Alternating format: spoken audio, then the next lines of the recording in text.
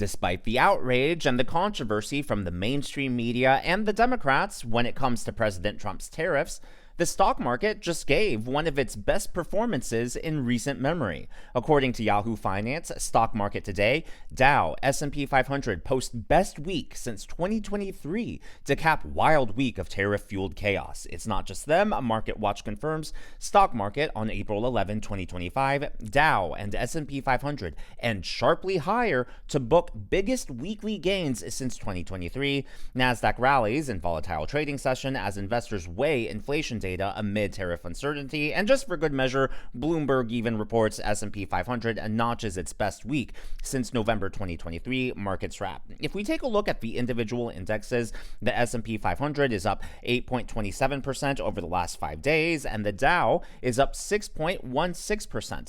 Now, obviously, a lot of this has happened since Wednesday when President Trump announced the 90-day pause on tariffs as negotiations continue, of course, with the exception of China. So that's really impressive when you consider that the stocks were able to rally this sort of comeback within less than half a week. Now, to be very fair, we are still below where we started out before tariffs were announced. So again, according to Yahoo Finance, on the left-hand side, you'll see where the stocks were when tariffs were announced. We had a massive drop for about the course of a week. And then when President Trump announced the 90-day pause for negotiations, you can see stocks shoot way up. They're volatile for a few days, but they still ended less than 5% below where they started when this whole saga began. So to me, this indicates that there is underlying strength in the American economy and that investors still have faith and confidence in the United States. And that's really important because it wasn't a foregone conclusion that the market would recover and perform like it has. The media, the Democrats, they've already launched probes and investigations into President Trump, the administration, and congressional Republicans to see whether or not anyone somehow profited off of all of this turmoil.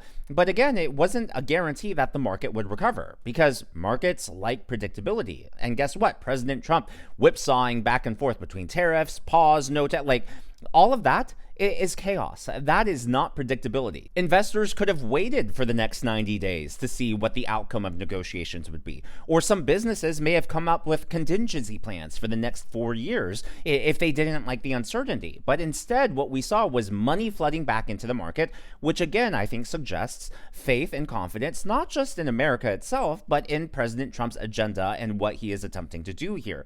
Now, on the flip side of that, apparently, now take this with a grain of salt, apparently U.S. consumer confidence has fallen 40% in 5 months to a 45-year low. This is according to the University of Michigan Consumer Sentiment Survey. Now, I think that if it indeed has fallen that much, that it's not because of what President Trump has actually done, but it's because of the media and the Democrats trying to promote fear and trying to scare everyone into feeling that way. I mean, in the last few videos, I've talked about CPI and wholesale prices coming down. It's not just that. The average cost of gasoline is down nationwide. That's not anecdotal evidence. Those are numbers by multiple sources confirming that consumers are getting a break. Yet we're supposed to believe that consumer confidence is lower than it was under Joe Biden. I think a lot of that is because of the media and the narrative they're trying to push. The best example of this is actually over on CNN. They had on Batya Ungar-Sargon, who is a big supporter of President Trump. She was defending his tariff policy, and the look on the entire CNN panel's face as she's talking and giving an alternative point of view says it all. Here's the way I think they're thinking about it. It feels like the direction they're heading in is that what Trump basically wants is for our allies to consume a lot more of our products and for China to produce a lot less of what we consume. And so I think what he's going for is a kind of soft global embargo on China. And the way that he went about doing that is he basically picked up a baseball bat and said to the entire global elites, that's a really nice stock market you've got. It would be a shame if anything happened to it. And the reason that I think that that was effective is, Lutnick is saying that they could never have gotten such good deals if that pressure that you're actually describing wasn't there. But I think that that was more designed for a domestic audience. And the reason that I think that is this. I've been thinking a lot about the 10 million Americans who lost their homes in the 2008 financial crisis and how President Obama's first act in office was to give give $700 billion to the banks that caused it, including $30 billion in bonuses to the crooks who organized it. And I'm thinking about how those very Americans saw a president pick Wall Street over Main Street, and what they saw this whole week was a president willing to go out there and fight for the forgotten men and women of this heartland and take on the entire international global order. First of all, you cannot say. I mean, their faces, you can even hear the groans in the background. It's almost as good of a reaction whenever Scott Jennings is on. I mean, it's just, they're not used to that perspective. And the best part is that it's 5 against 1, and they're all so panicked and offended that she doesn't share the same belief, that she's the one out of line, and they all just have to be so outraged about it. Now, this new survey from University of Michigan showing that consumer sentiment has plunged.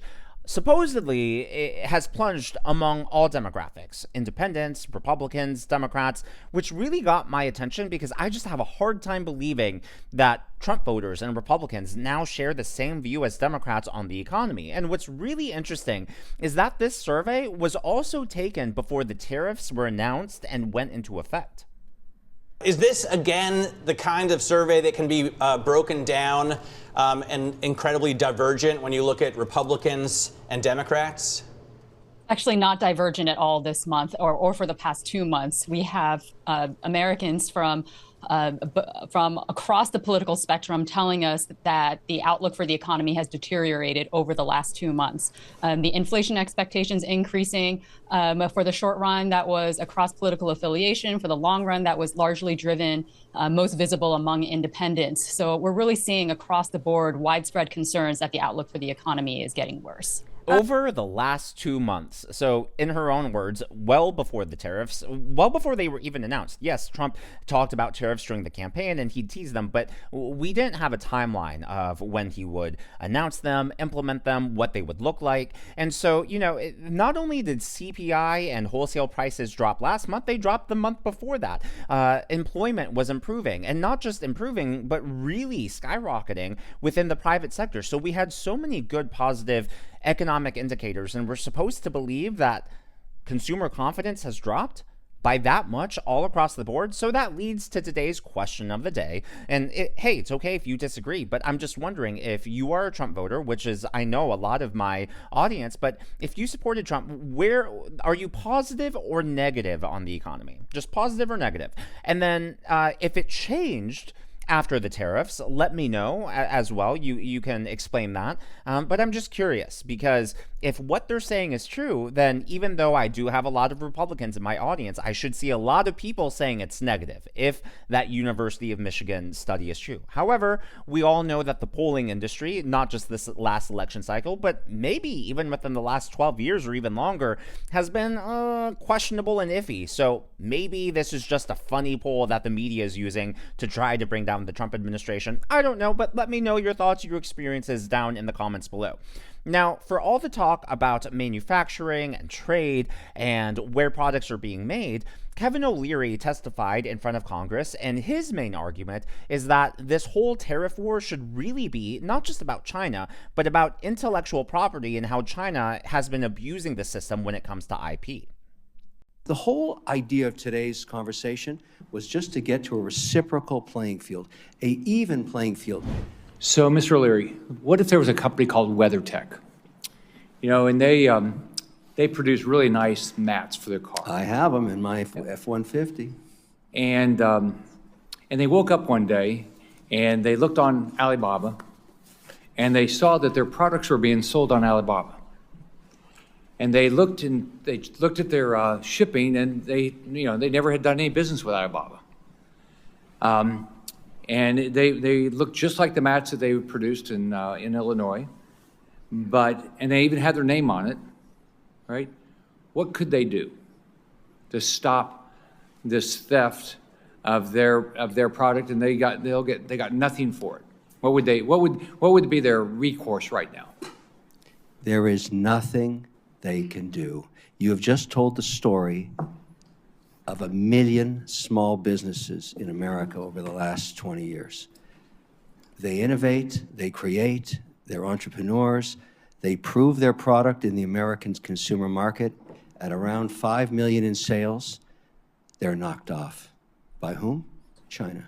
Very often, the same plants that ran the molds under a relationship they had with the company. A lot of companies went to China 20 years ago, 10 years ago, and put their molds there, and during the day, the company would run the WeatherTech mat, in this example, here theoretically, and then at night, they'd run the knockoff mat.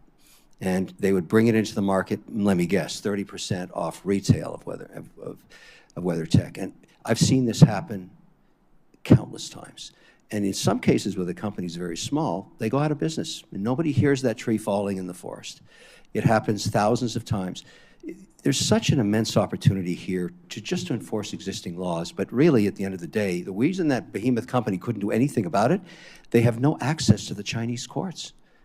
They can't resolve the complaint through litigation, as we do here.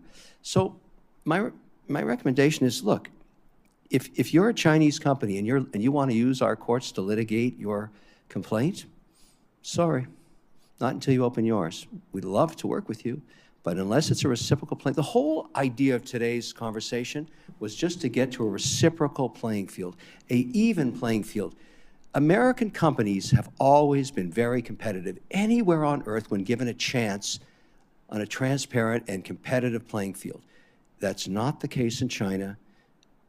I mean, we're all saying the same thing here. It's got to get fixed. And finally, here we are with tariffs being the excuse, but now I think she has to come to the table, and I hope it happens. And I'd like to see tomorrow morning 400% tariffs. What I really like is that you have all these businessmen who have achieved the American dream, from Elon Musk to Kevin O'Leary, and I get that Kevin O'Leary is from Canada, but like you have so many people who are supporting the Trump administration. And I know the Democrats and the media are going to claim, oh, they're just enriching themselves.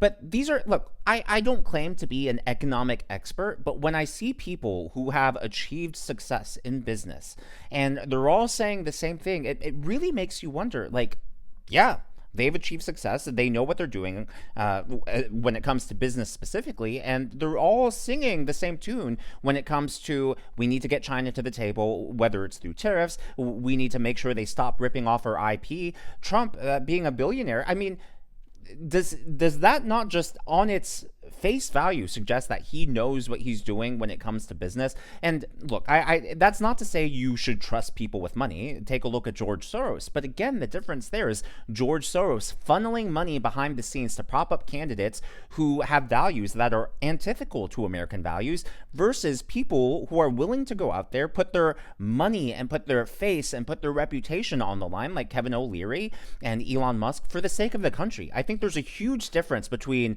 dark money in the Democrat side and then people with money just supporting Republicans. So that's sort of my take on the whole thing. Now, today, a member of the Governor's Club is Bart Denny, 6365. Thank you so much. The Governor's Club people who have given super thanks or tips to the channel, I appreciate it. I'm so glad you enjoy the videos. Now, two more stories before we wrap up today's video. So, a Democrat state governor has now announced a state of emergency in her state. That is New Mexico. And they have announced the state of emergency over migrant crimes. Yeah, I thought immigration was good. I thought open borders were supposed to be good. But nope, she's sending the National Guard to Albuquerque. Governor Michelle Lujan Grisham is getting ready to send out the National Guard, not to the border, but right here along Central Avenue. News 13's Madison Connor joins us live from downtown Albuquerque with the details. Madison?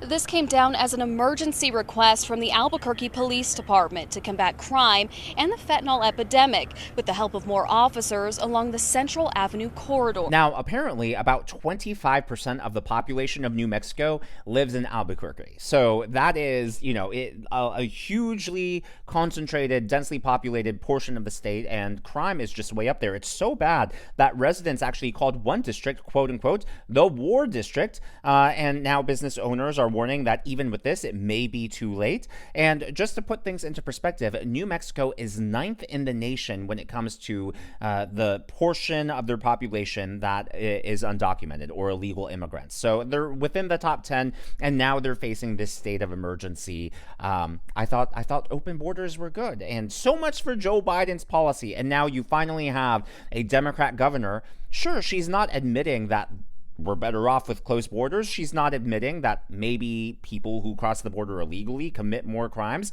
but her actions certainly speak louder than her words. The last story of today is actually a feel-good story. There is a woman named Ksenia Karolina who is a dual citizen of both Russia and the United States.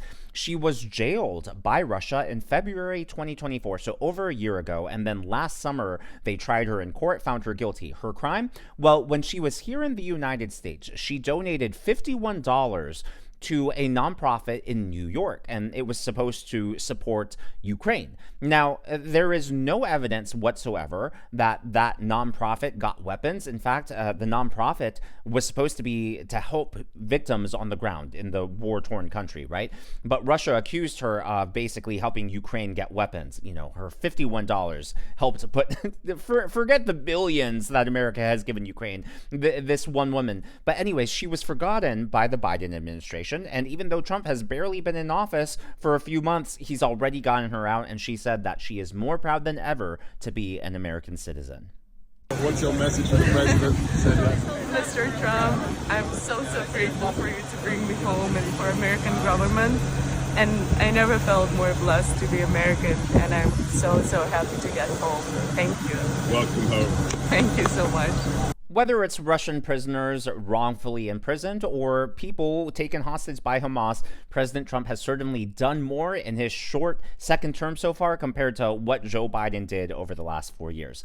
But as always, all of that is just my analysis and commentary. That's what's going on in the world of politics from my point of view, and I would love to hear from you. So again, the question of the day, going back to consumer sentiment, that University of Michigan survey suggests that more people, consumer sentiment is the lowest it's been in 45 years, and they say it's the same across Democrat, Republican, Independent party lines. And so I know I have a large portion of my audience that's Republican. So what's your sentiment on the economy? Positive, negative? Did it change before or after the tariffs? Let me know down in the comments below. If you haven't already, please be sure to give me a thumbs up. I know it's a simple thing to ask for, but it really does help me reach more viewers like you in the algorithm. Be sure to smash that subscribe button and to check out one of these videos.